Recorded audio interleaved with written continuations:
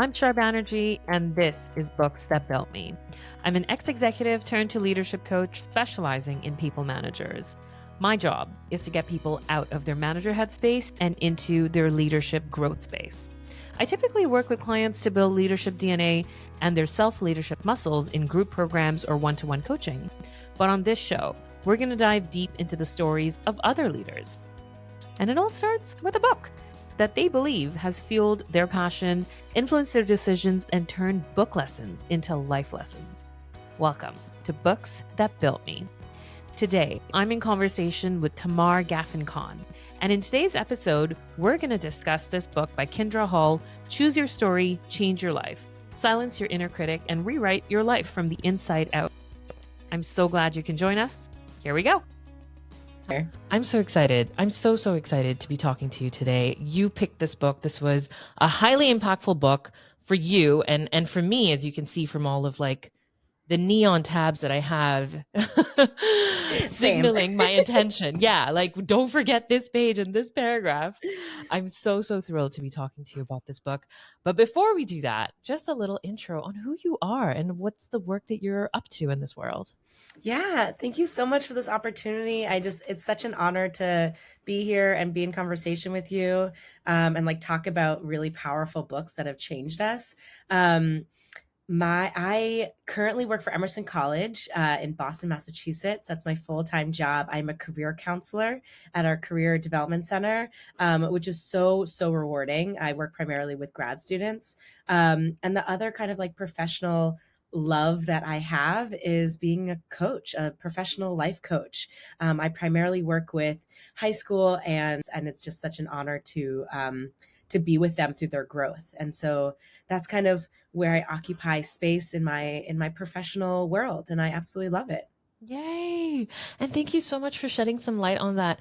You and I connected on this topic, Mar, which is just our love and affinity for the younger people in this universe and the power that they hold and the mastery with which they can live their lives. Appreciate it. Okay, so let's jump in. This is a book. I have so many juicy parts that I want to talk about, but we're going to start with the first question, which is the most memorable part of the book for you. Yeah, I think for me, it's been a lot of like separating and recognizing that we are telling ourselves these stories. I think like internally, that's been really powerful for me. And I also really love how she goes into like the science of storytelling and how human storytelling is and how much it impacts us as individuals and our communities and how we interact with the world through storytelling. And so it's really about, to me, the power and choice that we have with our storytelling that has had an impact on me. But basically what she talks about is this idea that when something happens to us, an event occurs in our life, we think that there is a response to that event, like that happens, and then there is a result to that response.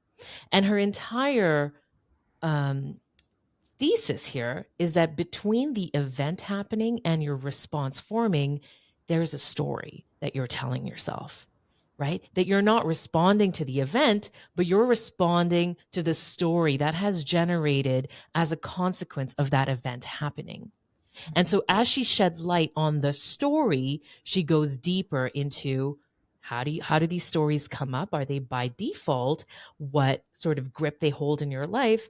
And then the mastery of it, which is now that you know that, how can you start telling yourselves the stories that drive for greater impact? Right. I think about like all the little moments that happen in our lives and how we kind of like file those things away.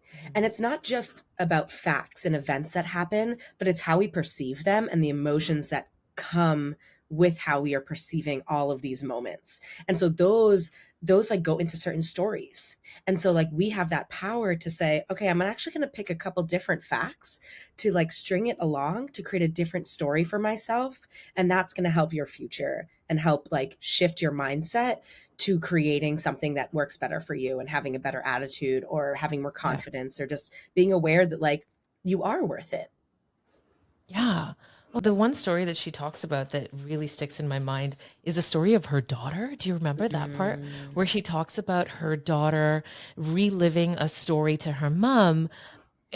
I think, and it reminded me of a different story. So like my brain is in like all these different stories.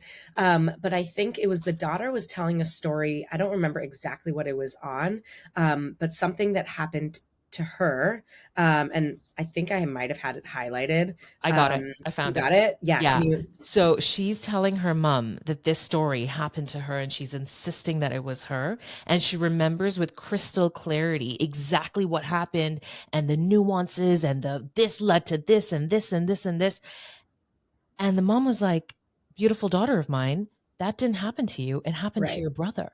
Right. And she And was she, like, no, no, this was my story. And as a mom, she's like, no, I was there. This was your brother's story. it's powerful how we can like take on other people's stories. I mean, childhood is this whole other topic that I Yeah. am Yeah. Yeah. don't know much about human development. But it's really powerful how we can take on other people's stories, Yeah. based on identity or based on experience or based on proximity. And like she told the story, and the daughter had like written a whole paper about it and had Yeah. like done a really good job in school Yeah. believing that this was her Yeah. story. Yeah. And for me, the most resonant part of this was this is how powerful our brains are.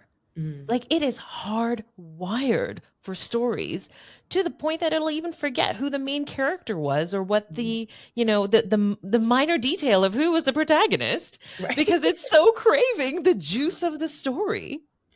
Right. Right. Yeah. It's incredible. Yeah. This book was mind blowing for me because I think one of the things that I took away was the part on affirmations. If you Mm. remember that part where she talks about there's so many people who believe in affirmations to say, I am worthy, I am great, I'm beautiful, I'm brilliant, I can do this, I'm capable. But affirmations are these one liners that have 3 words, 5 words, and a period at the end. And her argument is that your brain will likely need to hear these affirmations over and over and over and over again because it's not sticky enough. Mm. And the way in which you can make an affirmation sticky is to turn it into a story. Mm. That's so beautiful. And it really brings me back to coaching, quite Oh yeah. honestly. Yeah. And like the saboteurs and the inner critics and the allies that we have in our mind. And I was literally having a conversation with a client yesterday, about some stories that she would tell herself. And she was recalling times in her head when she wasn't good at something, and her feeling was that she wasn't good. And then I was seeing her like work it through her memory, and she would say, well, actually that's not true, actually that's not true. So she was holding on to those emotions, and that was the story she was telling herself. But when she actually looked back and remembered the facts of the story, she was like, oh, I was good at that. I did contribute to the group project. I did get a good grade. I was worthy. And so the remembering of the facts, and maybe not the emotion as much when we think about all these stories that we hold on to, is really powerful and can really shift how we see ourselves. That actually sheds a light on a beautiful detail, which is, I think, the premise of why a lot of people struggle with doing this for themselves in as an advantage, is that we tend to have this negativity bias Hmm. where no matter how many good things happen in a story or in our lives, if there was one tiny naysayer or one negative thing that may have happened, that's the thing that we gravitate to. Hmm. And of course, that has a huge part to play in the story that we remember of that event, right? Absolutely. And so I Abs- love this whole idea of when you revisit a story mhm. like a fly on the wall. Go back to that same perspective, that same situation, and just kind of watch it unfold and watch for all the other, 99 details Mhm. that lead to an entirely different story if you let it. Mhm. Yeah. It's powerful. It can really shift your perspective. really shift. And I love that idea of being a fly on the wall, Mhm. because it's about perspective. Is that like when we're living through our life, we're looking at something through our own eyes and through our own experiences and our own emotions. But when you are that fly on the wall, you see it with just what's going on. It's just observations. There's no meaning to it. Yeah. So we have that power to choose what the meaning will be, if we can remove sometimes what our own like immediate knee jerk reactions are to a situation. Yeah. Yeah. Let's dive back into the book. I Yeah. know we left off with the most impressionable part Mm. of the book for you, right? Like the one nugget that you took away, which is the Mm. science of the story and how that lands for you. What's another part of this book that you're itching to share? Yeah, so much. I mean, I think one thing that she talks about at the beginning is the history of storytelling. Mm, And I love anthropology, I love sociology, and how human species and community has changed over time, and how we've been these social always been these social creatures, yeah. and we've been social creatures through our storytelling Yeah. and through our identities and our community. And I think there was one thing she said, that it kind of all started almost around the fireplace, or a fire. And I Yeah. was like, I remember the first time I like really learned and like deep dived into the importance of fire Mm, and how that's had an impact on humanity. Like, mm, we can cook our foods now, so we wouldn't die of all these other diseases. It would provide warmth so we could live in colder climates. mhm, You know, we centered around something that was so powerful. mhm, And and so much of what we know of like biology is centered around fire, but what about our stories? mm. What are the stories that came out when we were all around a fireplace? And like she like talks about like summer camps, like being around the fireplace, and like there's always that some person, like someone playing a guitar and someone singing Wonderwall, you know. um Me? How did you know? I'd be right there singing with you. Um, but it's like this importance of sharing your stories. Mm. And I also think about it when in the space of like conflict resolution. I think Brene Brown has some quote where she talks about, you can't hate someone that you know really well, Oh, yes. Yes, right? yes, yes, And yes. you know someone through their stories, right? Yeah. And that's really powerful when you get to know someone and get to know their history and their background and how they've lived through their own eyes. Just empathy just like comes with that. Yeah. And there's That's so much wisdom in that circle around that fire, isn't there? mm. Ooh, I just got chills. I mean, like when you say wisdom, I think of like generations, Yeah. right? Of like grandparents and great grandparents with kids and their grandchildren, and what's being passed down, and that Yeah. knowledge, and that's how we've Yeah. kind of gotten to the point where we are now. I want to just highlight this one incredible detail about this book. Mhm. As you're talking about generations and passing the wisdom, I think something incredibly touching for me in this book was the story of her father Mm, and the trap that he was in. yeah. And I think that it's so incredibly beautiful as we're talking about wisdom.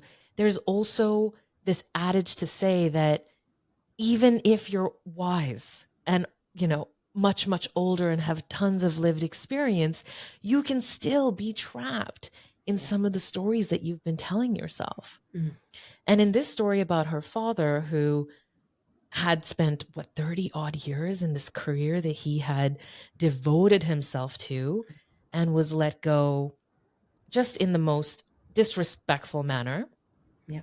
right? And his entire world just came crumbling apart. And Like 3 years until he got, yeah, yeah, he like was able to retire. And and and he was stuck in that story because he valued safety and all of those other things that come with it. But the most interesting thing was that he was able to, no matter what age, he was able to stop where he was, retell the story of what made him great, and then relaunch his career from the ground up. mm, doing some, I can't remember exactly what it Oh, was. it might have been like real estate or something like that, or he like bought Yeah. a lot of properties and then Oh like yeah. He became a he real estate mogul. Yes, yes, yes. different Ding, than ding, me. ding. He was like doing like really powerful, beautiful like law, helping Yeah. people that that needed lawyers. Yeah. And the reason that this is really striking a chord with me when she shared this beautiful story, it really just shatters that thing that we have in our minds that everyone knows what they're doing, especially if they are settled in their careers or if they have that look of having it all figured out. That's not necessarily the case, Yeah. right? And that we're all potentially trapped in some story or another. Um, the trick is to make the subconscious conscious, Mm, right? Because to live a story by default is where the mess really lives, right? You're not right. necessarily as fulfilled or satisfied or doing things with purpose, intention, integrity, and, with all of that awesome passion.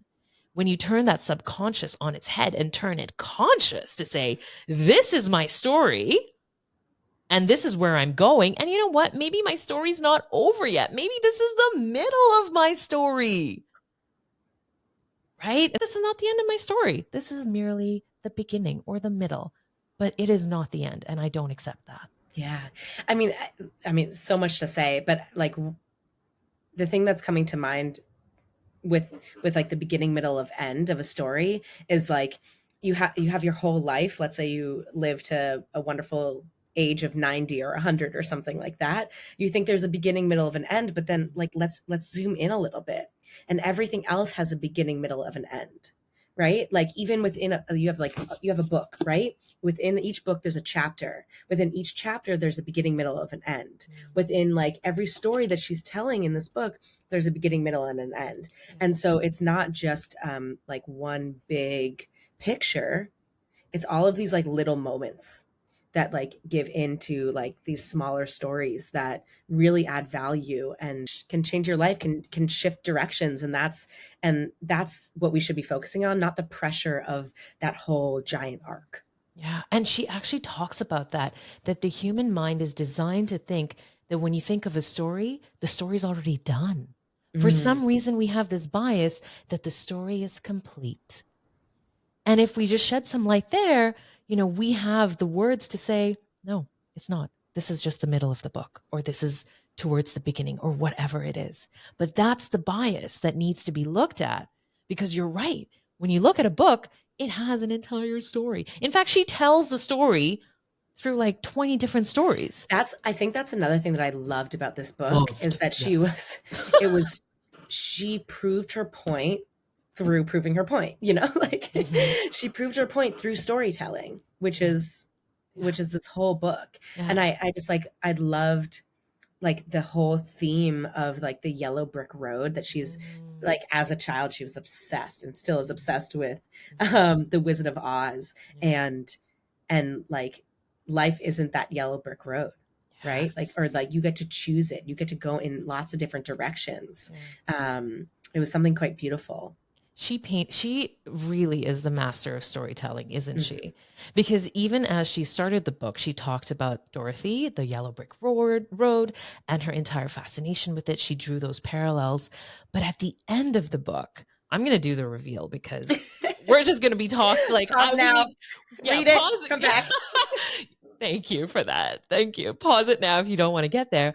But the mastery of what she did at the end of the book, which is to say that when she went to go see the play with her mom and she was invited to go backstage to meet Dorothy, and she was giddy, she looked like Dorothy head to toe, so giddy to meet her idol, knocked on the door only to be met with a human that looked just like her.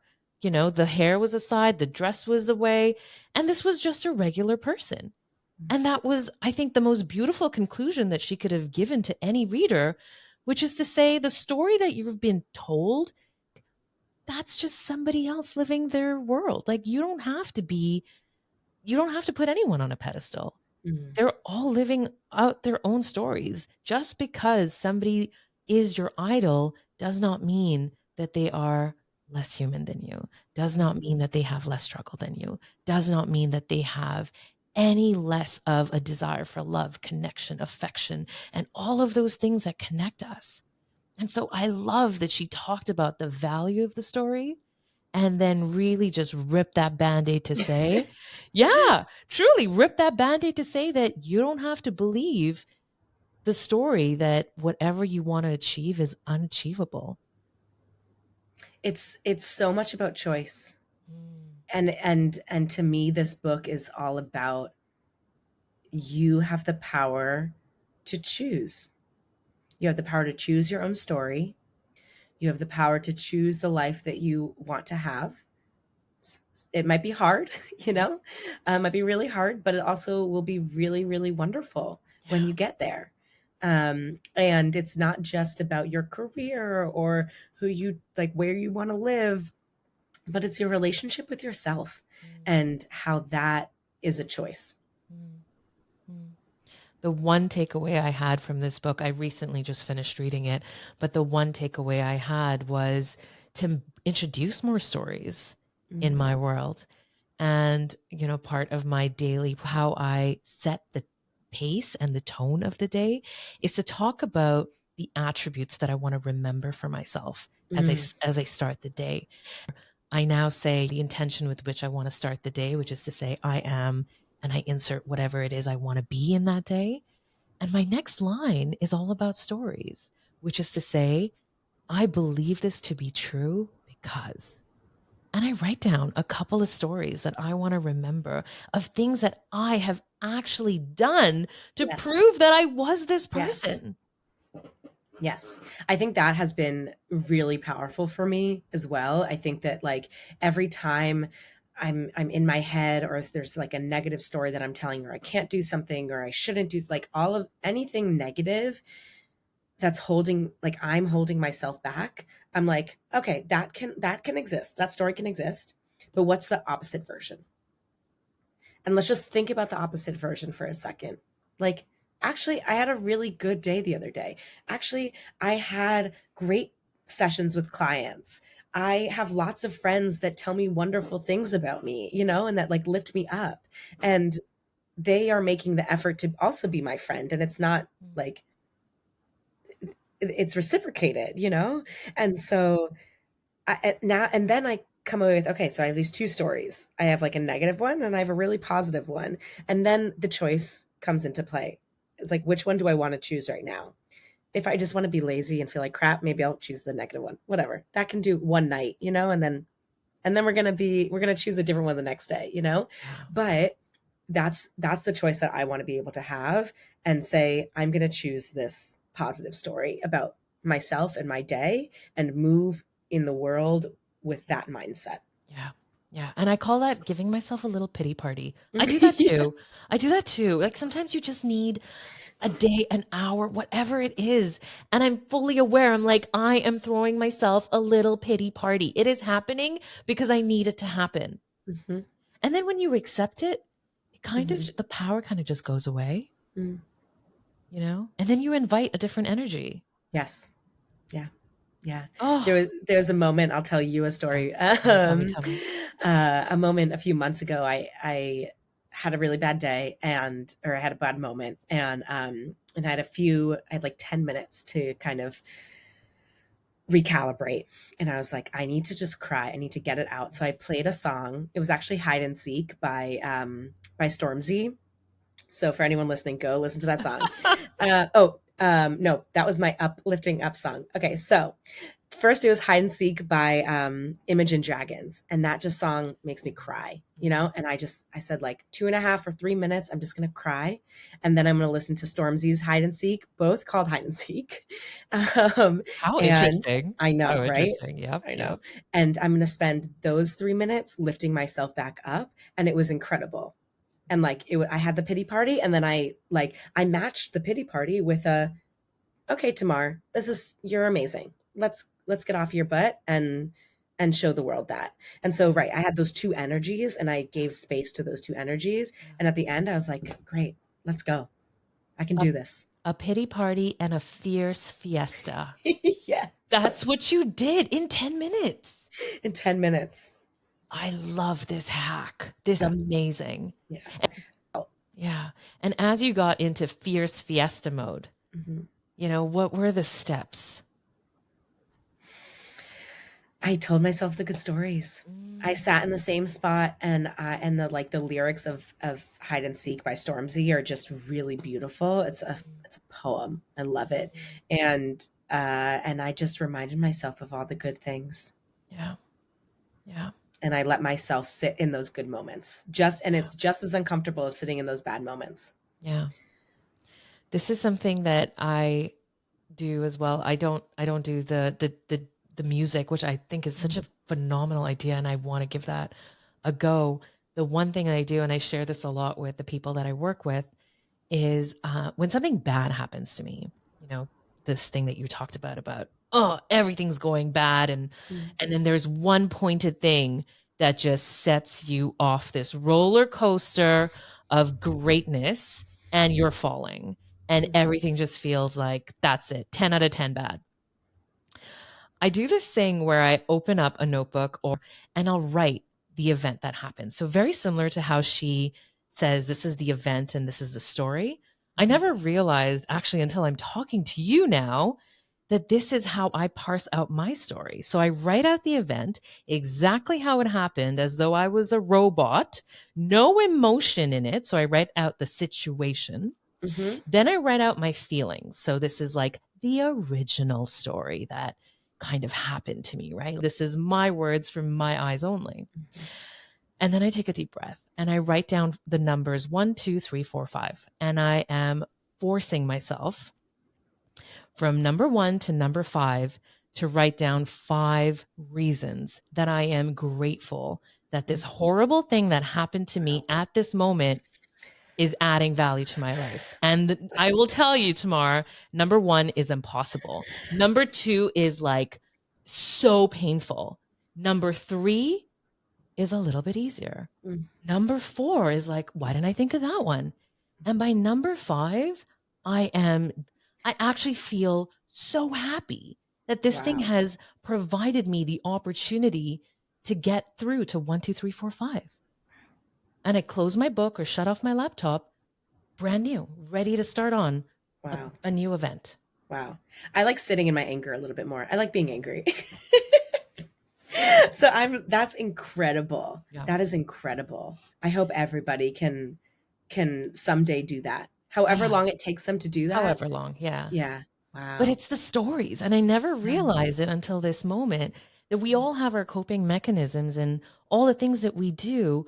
It's all about saying goodbye to the story that we held and welcoming a new story instead. That's also an identity thing, right? That if you're saying goodbye to a certain story, you could have that whole story your entire life. I've told myself stories that I'm a certain way, I'm perceived a certain way, that's just who I am my entire life, up until like a few years ago when things started shifting and I'm like, hold on, none of this data tracks anymore. And so saying goodbye to that old story has been an identity shift for me. And I'm no longer that person. I'm no longer, and it's been hard because I've then lived, I live a different way now, which is exciting. It's all good, but I've had to say goodbye to a type of version of myself that I had for almost 30 years. She lives a different way now. She lives a different way now. And that's all because she's changing her life. Choose your story, change your life. Literally happening to Tamar. Yeah. Thank you so much, Tamar, for this incredible conversation. Thank you. You are phenomenal. You have so much power oozing out of you. This was so fun. I love chatting with you, Shar. It's always a pleasure. Always. Bye. And that's it for this episode of Books That Built Me. If you've enjoyed the episode, please take a moment to leave us a review. It really helps support what we're doing here. Thanks for listening, and you can always find me on my LinkedIn at Shar Banerjee. If you're dealing with a leadership challenge, I would love to hear from you and have you join our community. And of course, I will talk to you next Tuesday on a brand new episode of Books That Built Me.